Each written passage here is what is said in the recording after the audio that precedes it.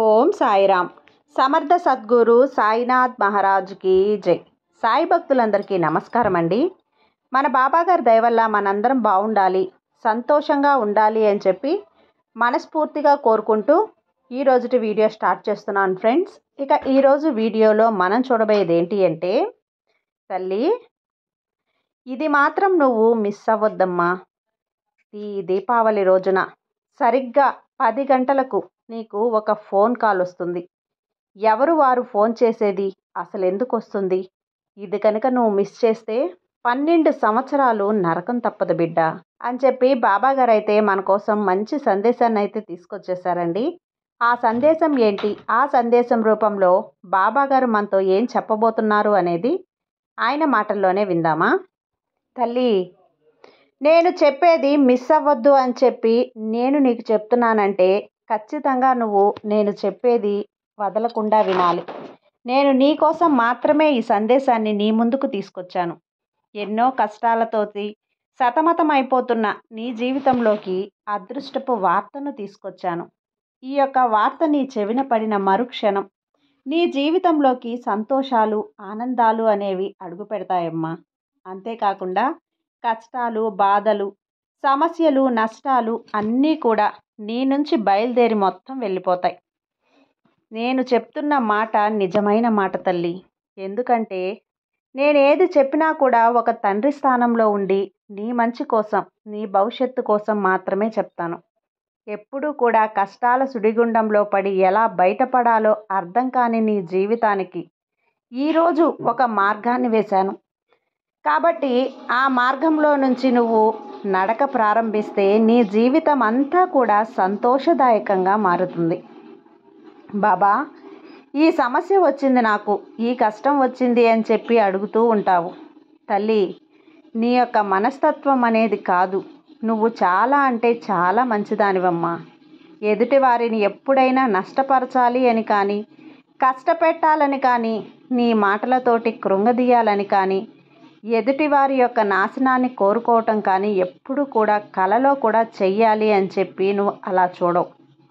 అంతేకాకుండా నీకు ఏదైనా కానీ ఎదుటివారి నుంచి కష్టం కలిగినప్పుడు ఆ కష్టాన్ని సైతం ఓర్చుకొని వారిని పన్నెత్తి మాట కూడా అనకుండా ఉండే గొప్ప మనస్తత్వం అమ్మ అనేది.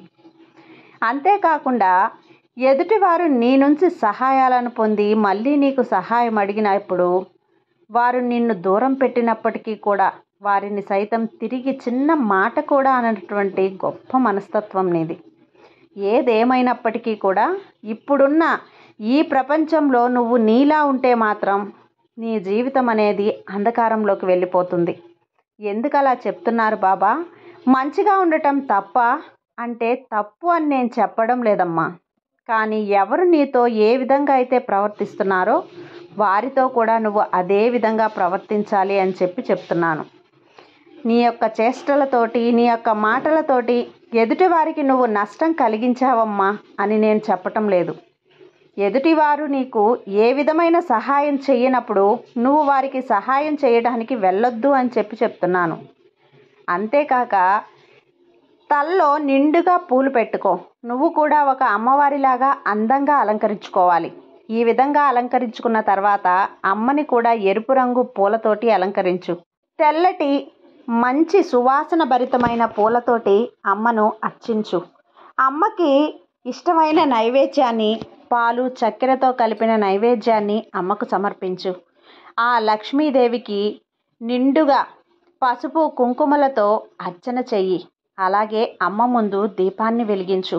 ఆ దీపం నువ్వుల నూనెతోనైనా, ఆవు నేతితోనైనా సరే నిండుగా నీ ఇల్లు కలకలలాడేలా ఇల్లంతా కూడా అమ్మవారి ముందు కూడా దీపాలతోటి వెలుగుని నింపు.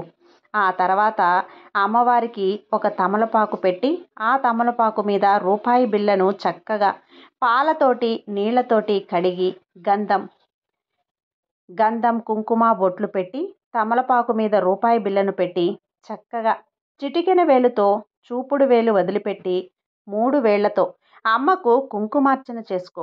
ఆ రోజు శ్రీ మహాలక్ష్మీ దేవియే నమః, ఓం శ్రీ మహాలక్ష్మీ దేవియే నమః, ఓం శ్రీ మహాలక్ష్మీ దేవియే నమః అనే మంత్రాన్ని 108 సార్లు పఠించుకుంటూ అమ్మకి కుంకుమార్చన చేసుకో. ఈ విధంగా కుంకుమార్చన చేసుకున్న తర్వాత దీపారాధన చేసుకున్నావు కదా, దీపారాధన యొక్క దీపంలో ఒక యాలకను కానీ లేదంటే పచ్చ కర్పూరాన్ని కానీ ఒక లవంగాన్ని కానీ వేసి ఆ దీపారాధన అమ్మకి చూపించు. చక్కగా నువ్వు నీ యొక్క కుంకుమార్చన పూర్తయిన తర్వాత అమ్మకు హారతి ఇచ్చి హారతి వెలుగులో అమ్మని దర్శించుకో. నువ్వు వెలిగించిన ఆ దీపాల వెలుగులో అమ్మని చక్కగా చూడు, దర్శించుకో. ఈ విధంగా అక్కడ నువ్వు చేసిన ఈ పూజని నువ్వు ఈ దీపావళి రోజున ఈ అక్టోబర్ 20వ తేదీన తర్వాత 21వ తేదీ వస్తుంది. ఆ తేదీన చక్కగా ప్రతిరోజు స్నానం చేసి నుదుటిన పాపిట్లో ఆ కుంకుమను పెట్టుకో. పిల్లలకి స్కూల్కి వెళ్ళేటప్పుడు కాలేజీకి వెళ్ళేటప్పుడు పెట్టి పంపించు.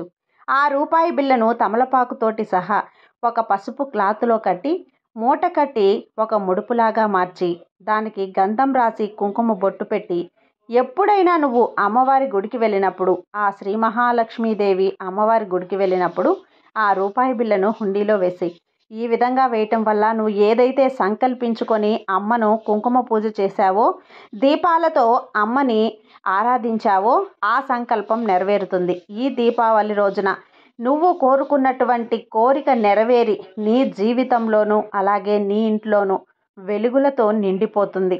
ఆ దీపాల కాంతిలో నీ జీవితం ఆనందమయమైపోతుంది. నీకున్న అనారోగ్య సమస్యలు తగ్గుతాయి, నీకు ఆరోగ్యం వస్తుంది. ఎవరైనా అప్పు తీసుకున్నారా, తిరిగి ఇవ్వలేదా, వారే స్వయంగా ఇంటికి వచ్చి మరీ నీ డబ్బులు నీ చేతిలో పెట్టి వెళ్తారు.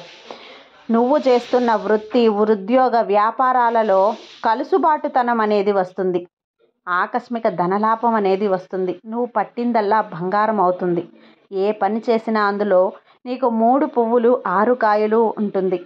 కుటుంబంలో కలహాలు తగ్గుతాయి. భర్తలో మార్పు వస్తుంది. పిల్లలు చక్కగా మంచి తెలివితేటలు అలాగే ఆరోగ్యం అనేది కలుగుతుంది.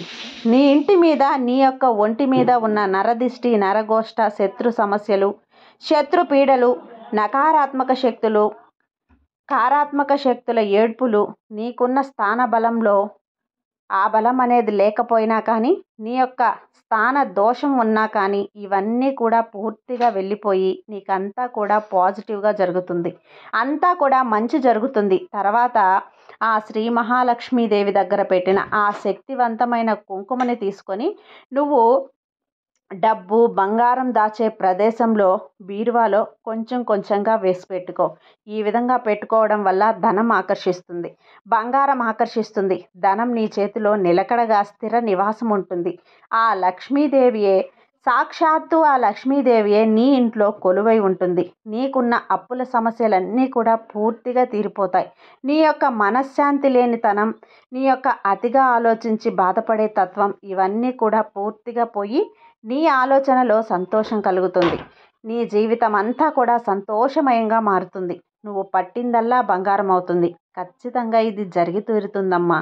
ఇది అక్షర సత్యం. కాబట్టి ఈ దీపావళి రోజు నీకు ఆ లక్ష్మీదేవి యొక్క అనుగ్రహం, అమ్మ యొక్క ఆశీర్వాదం అనేది నీ మీద ఉంది కాబట్టే ఇది నీకంట పడుతుంది అని చెప్పి నువ్వు భావించి ఈ దీపావళి రోజున రాత్రి 8 గంటలలోపు ఎప్పుడైనా కానీ నువ్వు ఈ చిన్న పని చేసుకో. నీకు శుభం జరుగుతుంది తల్లి. ఇది వదులుకున్నావు అంటే మళ్ళీ వచ్చే దీపావళి వరకు నువ్వు వేచి ఉండాల్సిందే. అప్పటి వరకు అమ్మ యొక్క అనుగ్రహం నీ మీద పడుతుందో లేదో, ఒకవేళ నీకు ఎటువంటి సందేశం వస్తుందో రాదో. కాబట్టి ఈ యొక్క సంవత్సరాన్ని ఉపయోగించుకొని, ఈ రోజున నువ్వు ఉపయోగించుకొని చక్కగా నువ్వు ఈ చిన్న పని చేసుకో. నీ జీవితంలో సంతోషాలని ఆహ్వానించు తల్లి. ఆనందాలకి నువ్వు స్వాగతం ఇవ్వు అని చెప్పి బాబాగారు అయితే ఈరోజు మనకు ఒక చక్కటి సందేశాన్ని తీసుకొచ్చేసారండి.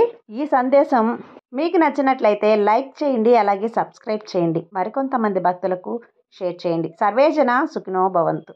జై సాయిరామ్.